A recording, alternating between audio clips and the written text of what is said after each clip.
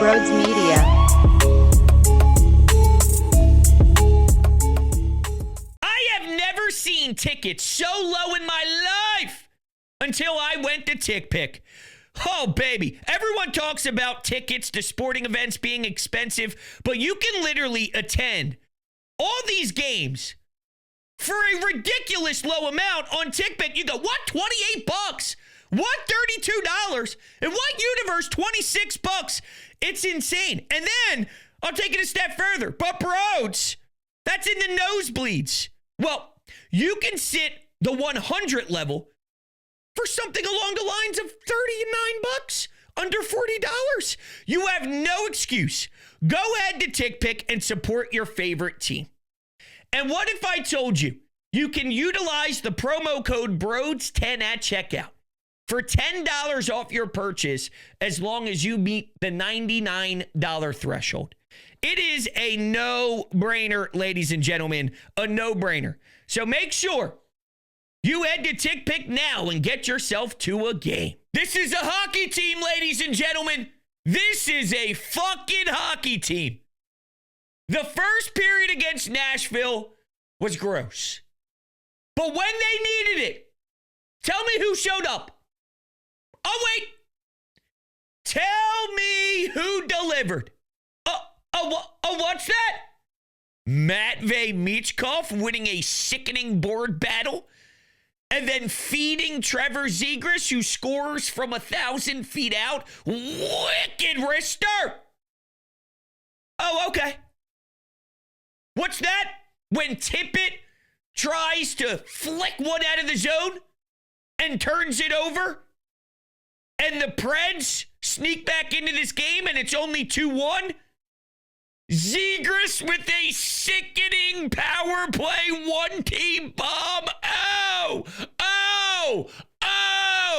I love Zegras. Oh, my God, do I love Zegras. This kid is something different, huh? This kid's sick. I don't know what happened in Anaheim, and quite frankly, I do not give a fuck. What I care about is number 46 taking over games right now at home. Think about it. This team was stuck in the mud, and that's a light way to put that first period. When you're desperate, you need your star power to get you out of that funk. Some way, somehow. And you got Michkov setting Trevor Zegras up. And then you got Michkov behind the net with a small area pass, perfectly threading the needle to Jamie Drysdale, who scored on a goal that would go in against Soros and Urson.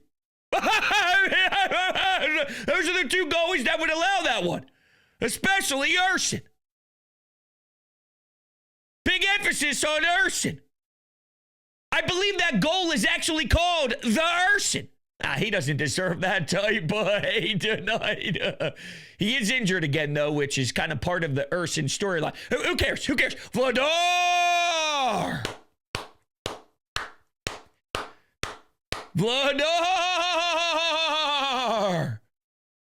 I feel so confident when he's in the net.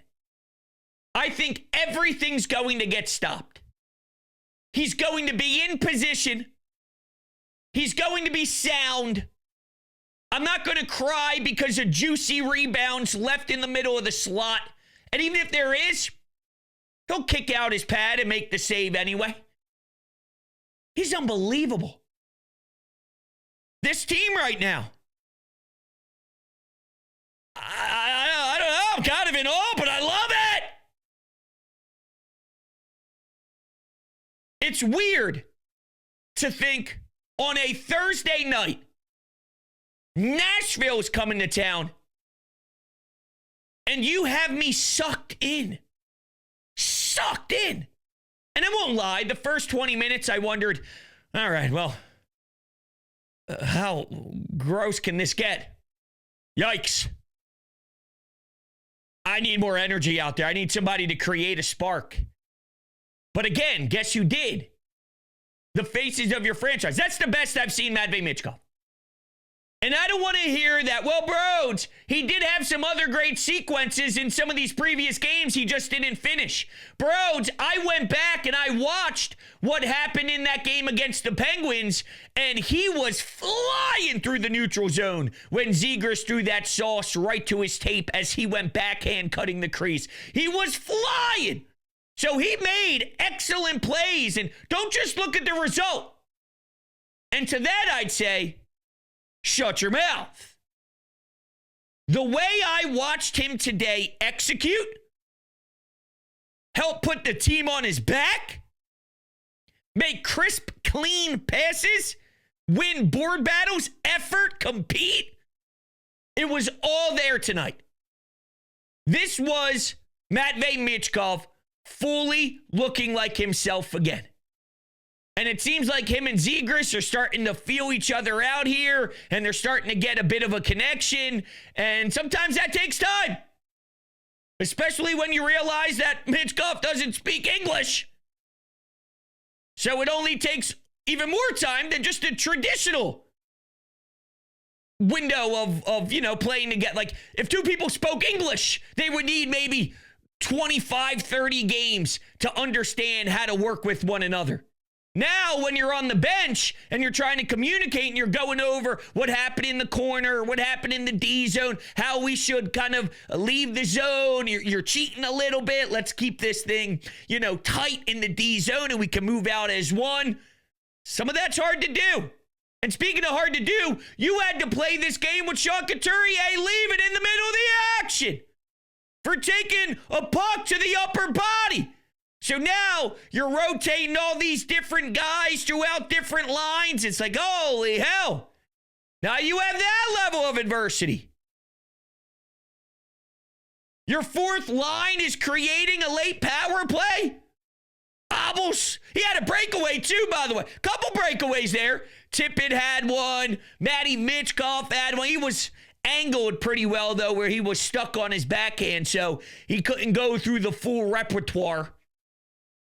He probably wanted to do a little dance, make a little love, get down tonight. But the way Nashville got back in the play, sometimes it's hard, though, to enter a night like that. Listen, there's Toronto coming to town on Saturday. You see that Maple Leaf logo. It matters. That game's big. A Saturday home game against Toronto with the back-to-back with Calgary with Joel Farabee and Morgan Frost returning. And you just had a game against Pittsburgh with the big-time heated rivalry. My point is, this game just flirted in the middle of the schedule like this. This is such a nothing burger game. This couldn't be more of a snooze fest on paper type of game. But you got to win it. And it sure as hell was flat. And, I looked up at the scoreboard. I saw 2 shots on net. They were what felt like 18 minutes into the period. That was as bad of a first period as you can find. So with 40 minutes to go, after your goaltender played strong and he was absorbing some of these shots and he was keeping that thing at a goose egg, you were able to kind of take control of that, but it's hard emotionally. Listen, I saw pictures of what the barn was like. It was dead inside. There was nothing there. You got to organically find it because some nights it will be like this. There's a college football game happening at the Link. So I heard it was chaos around the facilities there in South Philadelphia. Maybe that played a role. Truth be told, I was a little underwhelmed with the turnout on, Tuesday? Was it Tuesday, that game against the Pens? It was probably 75% filled. I've seen some of the beat reporters point out for the first couple of home games this season, it was a bit flat. I don't know if it's just because it's early. I don't know if it's because they don't want to spend their hard-earned money on this team yet because it was an unknown based off of what the last few years were. I don't know if it's just too expensive in general. Maybe it's a combination of all three of those things. I'm not sure. But anyway, to tie it back to the important part here, there's guys on the bench lacing them up, all dressed up, and you have to find a way to ignite the fire on your own when it's a matchup like this. And then when you're so dead in the first, you already lose 20 minutes to do it. And they did it. Took me 9 minutes, maybe 8 minutes to explain that point. But anyway, we'll close it, close that section of the show off. They had a couple of chances there, though. They did. Sanheim was driving the net on a 3-on-1. There was a backdoor pass. It looked like a hit off of his stick and went into the corner. He just missed. I hope Sean Couturier, though, on a very serious front here, doesn't have to miss a decent amount of time because he's your captain, man, and he's a big, important piece to what he does up the middle. So we need to find out that what's happening there. That's a huge storyline. And, of course, Trevor Zegras, the contract, RFA, and you see where a lot of this money is getting thrown around right now in the streets, and you see what the cash is looking like for some of these guys. It's time, if you're Danny Briere and Keith Jones, to sit down and say, let's make this happen. Let's complete this. Let's get this check mark next to the name of Trevor Zegras on our checklist because, damn it, he's high up there on their to-do list. Let's get it done. Let's get it done. But this kid's a star. And now they have 2 stars. We thought for a while, prior to making that trade with Anaheim, that you had 1. Now you have 2. And if Drysdale is going to be this electric on the back end, hey, look at how this thing's aligning. I'm waiting to see if we have any updates from Rick Tocchet after the game. Because, listen, I need to know what's going on with their captain. Cam York on Trevor Zegras. He's a chance creator. And he does so much for our offense. He sure as hell does. Oh, my God, he sure as hell does. All right, we'll play some of the calls from Jim Jackson because I love hearing them and fist pumping with you all. But first, you know what I'm going to do after this. I'm going to go outside and smoke my Amelio cigar. And I'm going to be thinking of Trevor Zegras. I'm going to be thinking of Matvei Michkov. Every single puff. I'll be thinking of Rick Tocchet's bald-ass head. Old school roots, new school attitude. Locally owned, 3rd generation, made at Fabrica Oveja Negra, Nicaragua. There's only one cigar to smoke on planet Earth, ladies and gentlemen, and that is an Amelio cigar. What if I told you you could get 10% off your purchase? Oh my God, Brodes, hold on a second. You're telling me you're giving cash in my pocket, basically, and you're giving me the best cigar to ever touch my lips? Yes! Yes, I am! Do not be a fool. Listen to me. If you enjoy cigars, if you enjoy lighting the puppy up and celebrating when the Flyers win, the Sixers win, the Eagles win, join me right now by clicking the link down below in the description, going to Amelio Cigar's website. There's so many opportunities. There's so many different options for you available online. Do not be a fool. Join the Amelio Cigar family today. All right, let's start with giving the Flyers a 1-rip lead. Here we go. Let's make sure everything's where it needs to be. Ba-ba-ba, ba-ba-ba, ba-ba-ba. Michkov, he's got a man all over Blankenberg. Knocks him down. Michkov stays with it. Hands off to Zegras. Zegras to the slot. The shot. He scores! A laser from Zegras. He continues his home ice streak, and the Flyers have a 1-0 lead. That's so crazy. When you see how many bodies are on Michkov along the wall and the way he uses his skate to kick the puck back to his own vicinity there, and he's still able to manage with a couple of different guys right in his face, that was absurd. That's one of those things where if you go back and you actually zoom in and you only stare at what 39 is doing and you only study the little intricacies of every part of his movement, that was insane to create that scoring chance. That's next level shit.